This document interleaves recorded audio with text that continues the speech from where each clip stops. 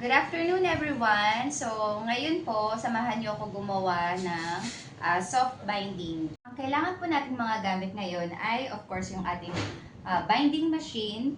Ang brand po na gamit namin ay Unimate, and then kailangan din natin ng PVC cover.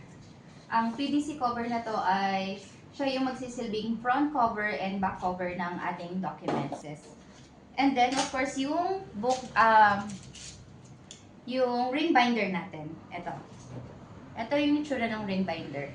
Ang size nito is 1 inch. Saktong-sakto to dun sa document na gagawin natin. So, kailangan din natin ng dalawa. And yung ating gunting. Yung gunting natin na pang-trim natin dun sa dulo ng ring binder. Once na natapos na natin siya, yung excess doon ay gugupitin natin.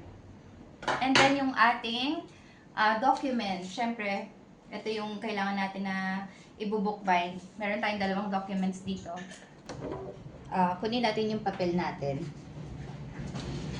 Pisa natin dun sa may front cover niya. Then, ganito lang yung pag-insert. Dalhin nyo lang siya sa pinakadulo. Then, insert nyo lang siya.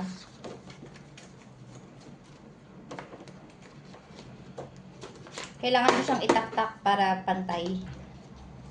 Pag pinasok nyo siya doon sa may butas. Yan. And then, yung ano niya, yung pinaka-handle niya, ibababa nyo lang.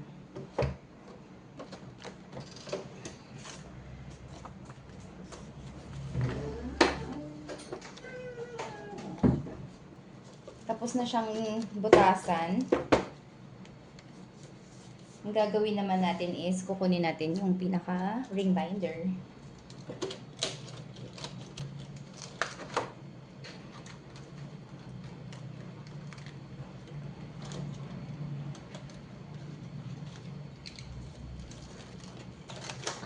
So, kung mapapansin nyo, may excess siyang isa.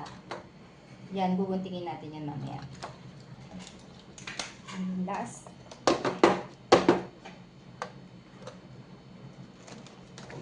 Okay. Then, ibalik nyo na siya para mag-lock. Yan. Okay. So, yan na. Tapos na. Then, yung excess dito, guguntingin lang natin yan.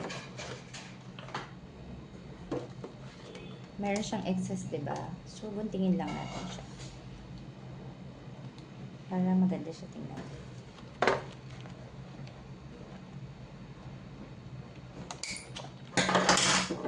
So, yan. Meron na tayong tapos na soft bind.